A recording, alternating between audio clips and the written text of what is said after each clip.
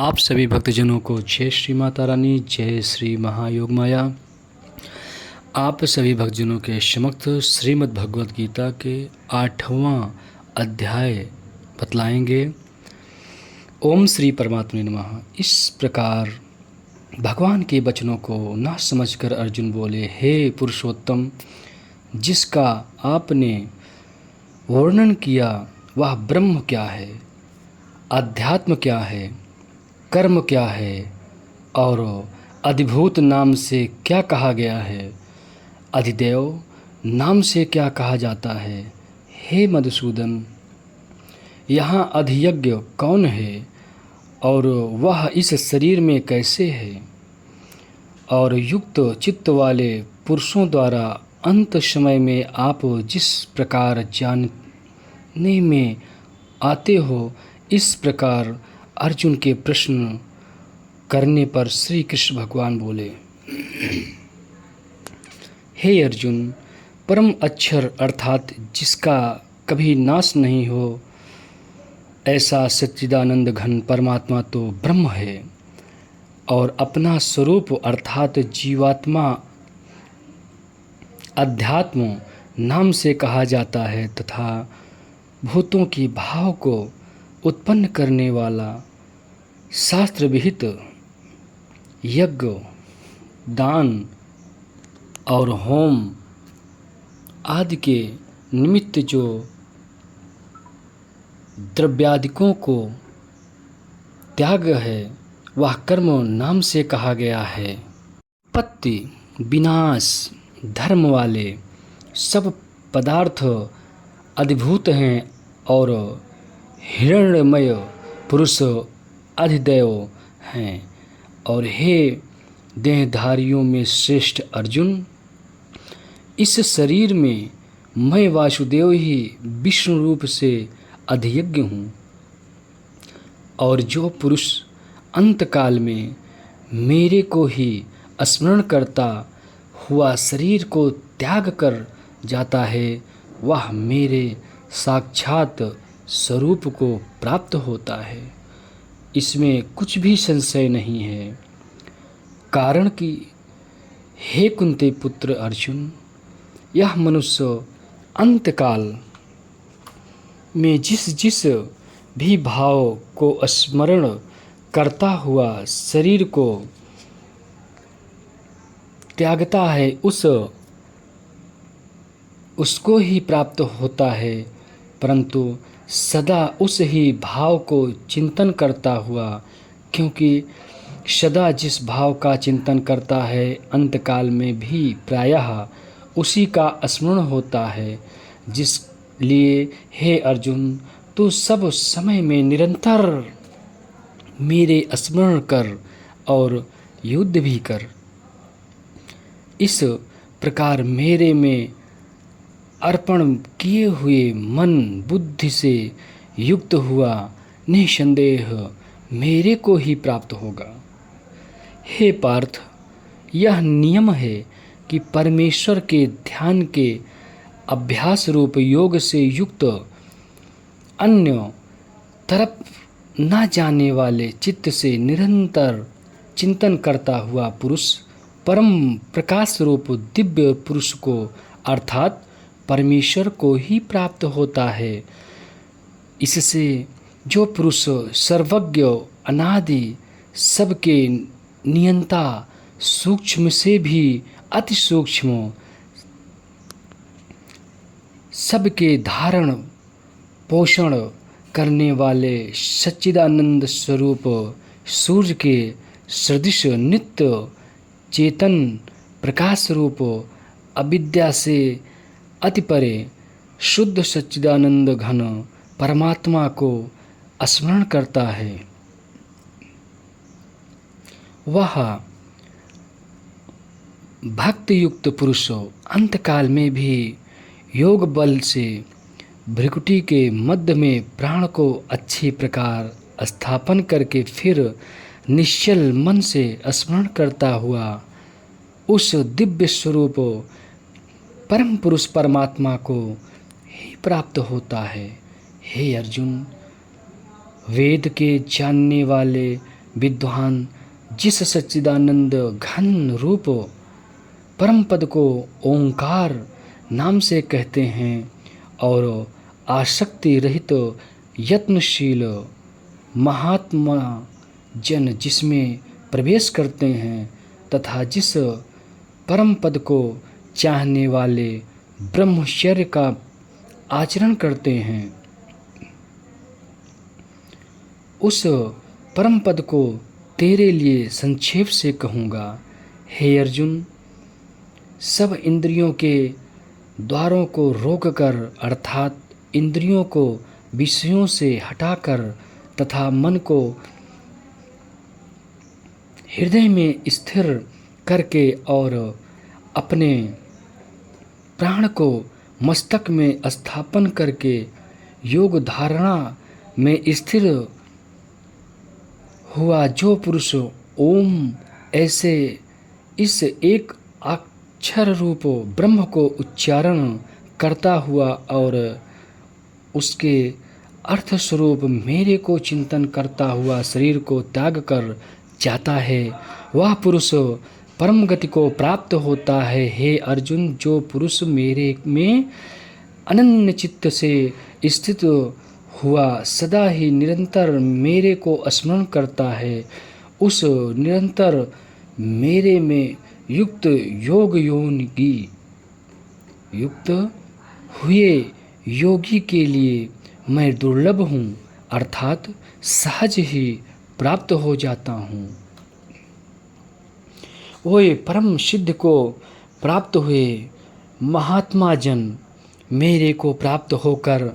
दुख के स्थान रूप क्षणभंगुर पुनर्जन्म को नहीं प्राप्त होते हैं, क्योंकि हे अर्जुन, ब्रह्मलोक से लेकर सब लोक पुनरावर्ती स्वभाव वाले अर्थात जिनको प्राप्त होकर पीछा संसार में आना पड़े ऐसे हैं, परंतु हे कुंती पुत्र, मेरे को प्राप्त होकर उसका पुनर्जन्म नहीं होता है, क्योंकि मैं कालातीत हूँ और यह सब ब्रह्मादिकों के लोक काल करके अवधि वाले होने से अनित्य है।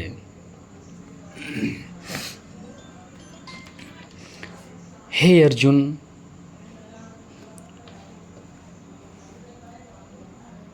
ब्रह्मा का जो एक दिन है उसको 1000 चौकड़ी युग तक अवधि वाला और रात्रि को भी 1000 चौकड़ी युग तक अवधि वाली जो पुरुष तत्व से जानते हैं, अर्थात काल करके अवधि का वाला होने से ब्रह्मलोक को भी अनित्य जानते हैं, वे योगी जन काल के तत्व को जानने वाले हैं। इसलिए वे यह भी जानते हैं कि संपूर्ण दृश्य मात्र भूतगण ब्रह्मा के दिन के प्रवेश काल में अव्यक्त है से अर्थात ब्रह्मा के सूक्ष्म शरीर से उत्पन्न होते हैं और ब्रह्मा की रात्रि के प्रवेश काल में उस अव्यक्त नामक ब्रह्मा के सूक्ष्म शरीर में ही लय होते हैं। वह ही यह भूत समुदाय उत्पन्न होकर प्रकृति के वश में हुआ रात्रि के प्रवेश काल में लय होता है और दिन के प्रवेश काल में फिर उत्पन्न होता है। हे अर्जुन, इस प्रकार ब्रह्मा के 100 वर्ष पूर्ण होने से अपने लोक सहित ब्रह्मा भी शांत हो जाता है, परंतु उस अव्यक्त से भी अति परे दूसरा अर्थात विलक्षण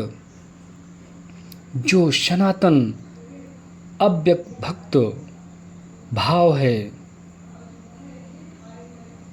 अव्यक्त भाव है, वह सच्चिदानंद घन पूर्ण ब्रह्म परमात्मा सब भूतों के नष्ट होने पर भी नहीं नष्ट होता है। जो वह अव्यक्त अक्षर ऐसे कहा गया है, उस ही अक्षर नामक अव्यक्त भाव को परम गति कहते हैं। तथा जिस सनातन अव्यक्त भाव को प्राप्त होकर मनुष्य पीछे नहीं आते हैं, वह मेरे अर्थात मेरा परम धाम है। हे पार्थ, जिस परमात्मा के अंतर्गत सर्वभूत हैं और जिस सच्चिदानंद घन परमात्मा से यह सब जगत परिपूर्ण है, वह सनातन अव्यक्त परम पुरुष अनन्य भक्ति से प्राप्त होने योग्य है। और हे अर्जुन, जिस काल में शरीर त्याग कर गए हुए योगी जन पीछा न आने वाली गति को और पीछे आने वाली गति को भी प्राप्त होते हैं, उस काल को अर्थात मार्ग को कहूँगा। उन दो प्रकार के मार्गों में से जिस मार्ग में ज्योतिर्मय अग्नि अभिमानी देवता है और दिन का अभिमानी देवता है तथा शुक्ल पक्ष का अभिमानी देवता है और उत्तरायण के 6 महीनों का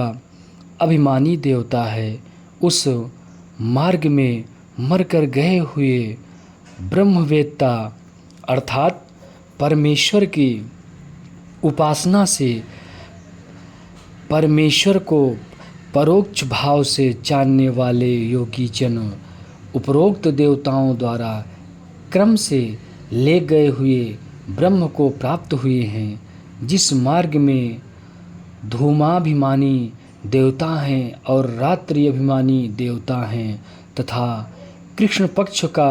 अभिमानी देवता हैं और दक्षिणायन के 6 महीनों का अभिमानी देवता हैं, उस मार्ग में मरकर गया हुआ सकाम कर्मयोगी उपरोक्त देवताओं द्वारा क्रम से ले गया हुआ चंद्रमा की ज्योति को प्राप्त होकर स्वर्ग में अपने शुभ कर्मों का फल भोग कर पीछा आता है। क्योंकि जगत के यह 2 प्रकार के शुक्ल और कृष्ण अर्थात देवयान और प्रत्ययान मार्ग सनातन माने गए हैं। इसमें एक के द्वारा गया हुआ पीछा न आने वाली परम गति को प्राप्त होता है और दूसरे द्वारा गया हुआ पीछा आता है अर्थात जन्म मृत्यु को प्राप्त होता है। हे पार्थ, इस प्रकार इन दोनों मार्गों को तत्व से जानता हुआ कोई भी योगी मोहित नहीं होता है अर्थात फिर और वह निष्काम भाव से भी ही साधन करता है, कामनाओं में नहीं फंसता। इस कारण हे अर्जुन, तू सब काल में समत्व बुद्धि रूप योग से युक्त हो अर्थात निरंतर मेरी प्राप्ति के लिए साधन करने वाला हो। क्योंकि योगी पुरुष इस रहस्य को तत्व से जानकर वेदों के पढ़ने में तथा यज्ञ तप और दान आदि को कोई करने में जो पूर्ण फल कहा है, उस सबको निःसंदेह उल्लंघन कर जाता है और सनातन परम पद को प्राप्त होता है। ओम श्रीमद्भगवत गीता रूपी उपनिषद एवं ब्रह्म विद्या तथा योग शास्त्र विषयक श्री कृष्ण और अर्जुन के संवाद में अक्षर ब्रह्म योग नामक 8वां अध्याय। ओम तत्सत। आप सभी भक्तजन जो भी हमारे चैनल को सब्सक्राइब ना किए हों, आप लोग हमारे चैनल को सब्सक्राइब करें, ज़्यादा से ज़्यादा चैनल को सब्सक्राइब कराएं, ज़्यादा से ज़्यादा वीडियो को शेयर करें, लाइक करें। महामाया योगा दरबार चैनल को ज़्यादा से ज़्यादा सब्सक्राइब कराएं और स्वयं करें। जय माता दी, जय महामाया।